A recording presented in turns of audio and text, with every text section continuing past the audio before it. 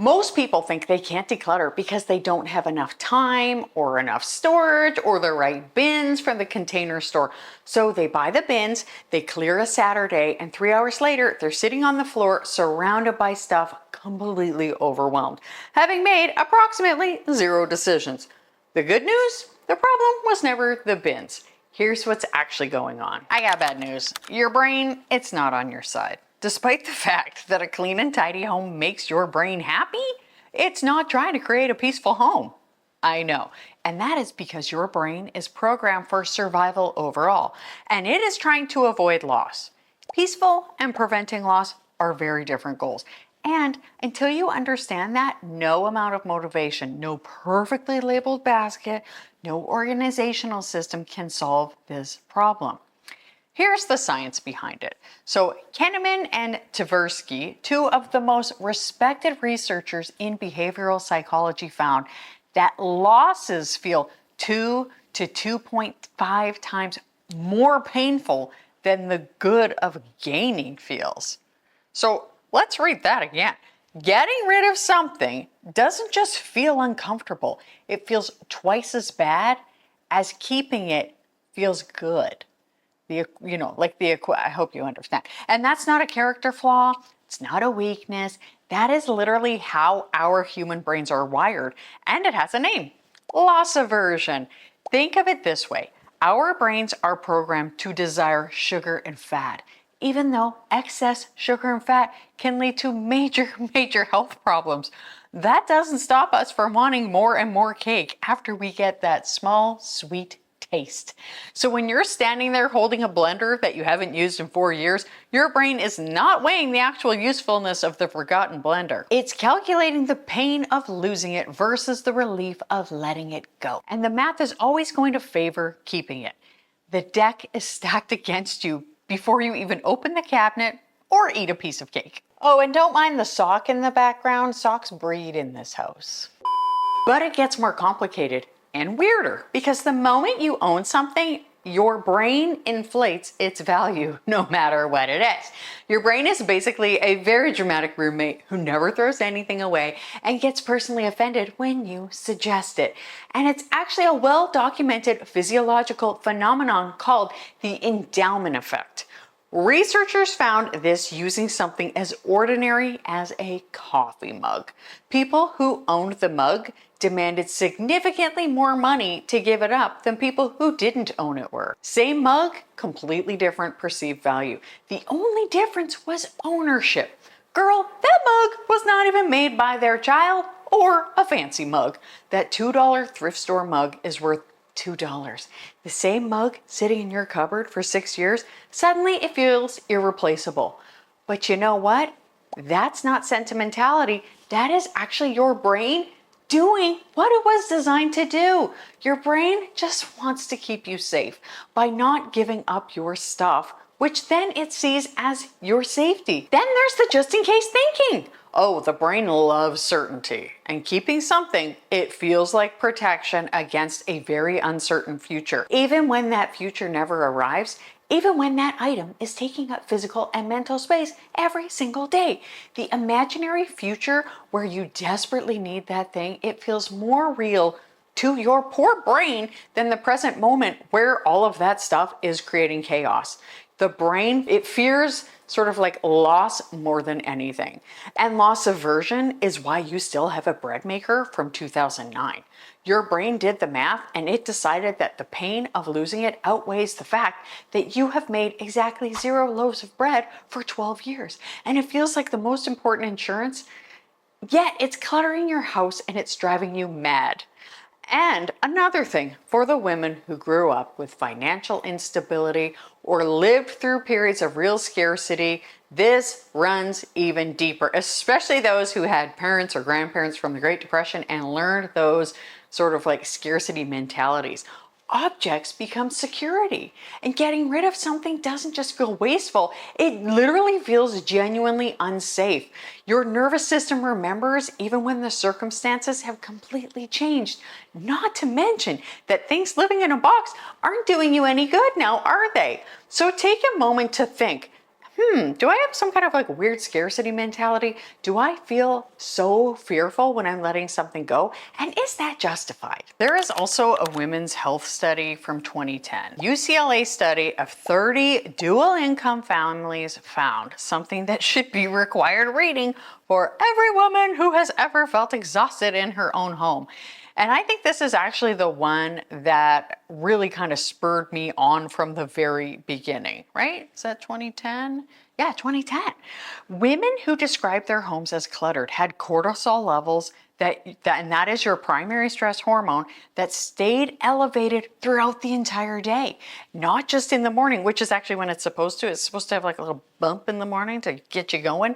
It actually stayed elevated all day. But the men in the same study showed no significant cortisol relationship to home clutter at all. They don't care. And it's not their fault.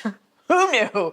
Their cortisol is completely unbothered by the pile of stuff on the counter, which explains so much about every conversation that you have ever had about clutter with a man.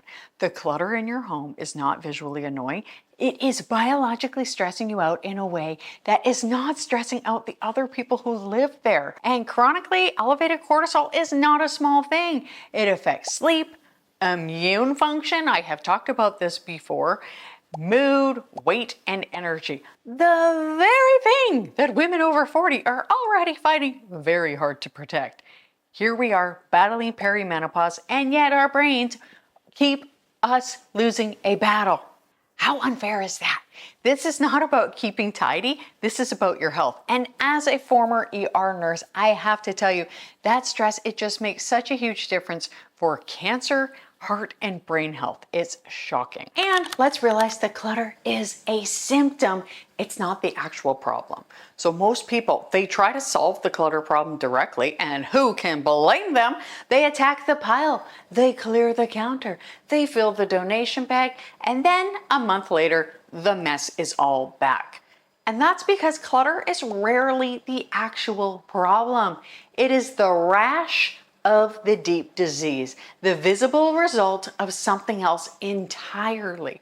So look at any pile in your home, and I mean like really sit and look at it. That mail on the counter, it isn't a clutter problem, it's a postponed decision. The chair covered in clothes, it isn't a storage problem, it is a postponed decision. Your random collection of things that live on your kitchen table, they're not homeless. They're waiting for you to decide what to do with them. They don't live there, and yet they're sitting there hanging out like, I guess we're just gonna hang out here for a really long time. Every flat surface in the house is just a horizontal decision you haven't made yet, and no wonder why. Delayed choices actually happen for real reasons. When life gets too busy, too rushed, and too scheduled, stuff accumulates faster than it can be processed, which makes a lot of sense if we think about it. Plus, when there's no system for what comes into the house, purchases and freebies and gifts and hobby supplies, getting rid of things becomes a losing battle because the intake never stops. When exhaustion is running the show, the brain, it defaults to easy mode every single time, and easy almost always means deal with it later. And then you realize deal with it later is a perfectly reasonable strategy until later shows up and later goes ahead and brings 17 friends with her. There's also the perfectionism that is sneakily damaging you in the background. If I can't finish this whole room, then why start? So nothing gets started. The all or nothing thinking that feels like high standards is actually just a very effective way to stay stuck. Perfectionism, it tells you there's no point in starting unless you can finish everything.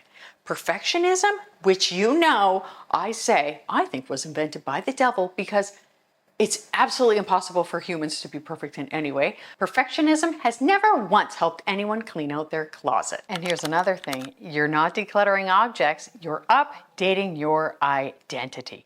This is the part nobody talks about, and it's the reason people can clear a room and still feel unsettled afterwards.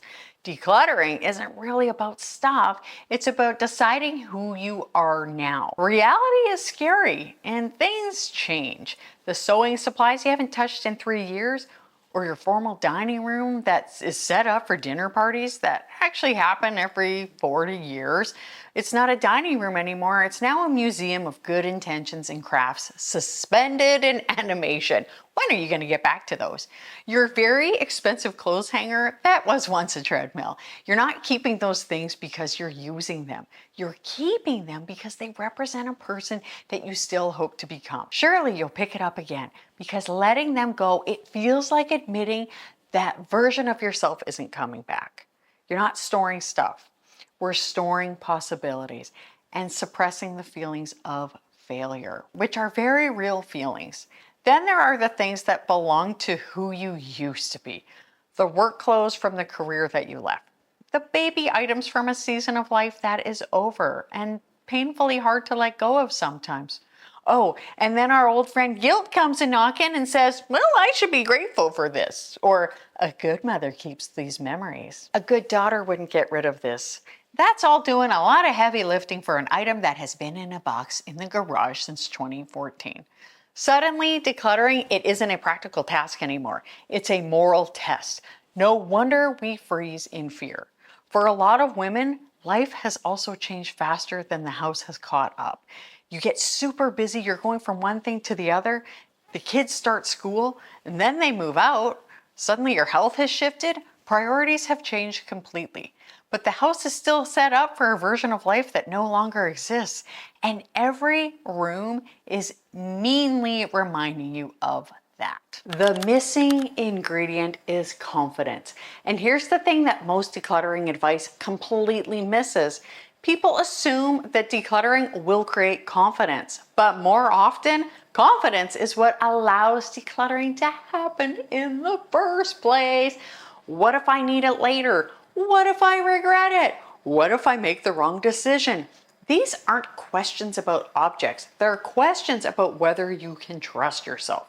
You've Googled, should I keep or donate for an item that's worth like $4? Not because you needed the information, but because you needed someone to tell you it was okay. Confident people don't need to keep everything as insurance because they know if I need something later, I will figure it out. Future me is capable. Remember who the most dependable person for you is. It should be you.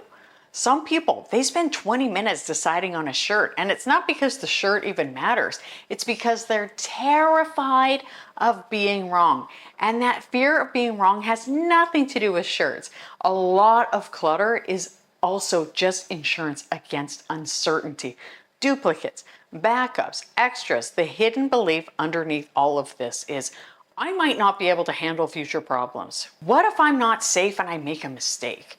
So you keep the backup blender, the extra set of sheets that you don't even like, the 11 tote bags, and just in case future you needs one of them. And for women who have spent years, sometimes decades, prioritizing everyone else's needs, there's another layer. They hesitate to make decisions for themselves. They look for rules. They look for expert approval, someone else's permission. They want a checklist that tells them exactly what to keep, what to let go of. It would look something like this: keep, garbage, donate. If it had a secret fourth category that everyone uses, put back and pretend I don't see it. Girl, get rid of it. It's okay. It's not selfish. It's just a muscle that hasn't been used in a while, and I know you will build that muscle up. Here's what actually works. Now that you understand what is happening, this is the shift that makes decluttering possible. You're gonna start with one decision and not a whole room. The goal isn't to clear everything today. We're just trying to make one clear decision and feel okay afterward. That is it. One decision, it builds evidence that you can trust yourself, and evidence builds confidence. And confidence makes the next decision easier. We're building the decluttering muscles I told you about before.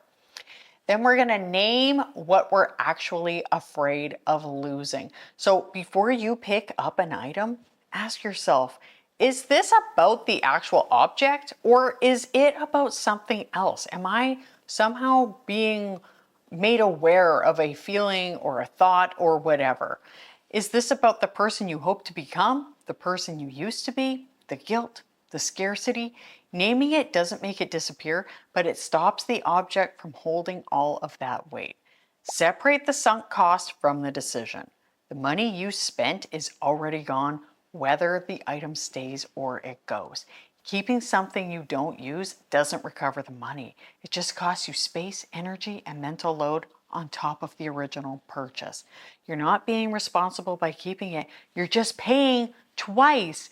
Trust that future you is capable. If you get rid of something and you genuinely need it, you will handle it. You will figure it out. You have handled hard things before. Future you is not helpless. She's actually pretty resourceful. Give yourself permission to update your life. How comfortable and nice would that be? Your home should reflect who you are now, not who you were 10 years ago or who you thought you'd become. Letting go of things that no longer fit isn't erasing your story. It's making room for the next chapter. Once you figure these things out, decluttering, it becomes natural and almost effortless. And in my opinion, the best and easiest method for decluttering is using my Mighty method, where we just do a quick assessment, we declutter, we organize, and then we create systems to keep that stuff gone. How I do that is I use my Mighty method, which I explain right here. I hope something great happens for you today. Please like, subscribe, give us a hype, stay tidy and mighty. Thank you so much for watching, and I'll see you next time. Bye.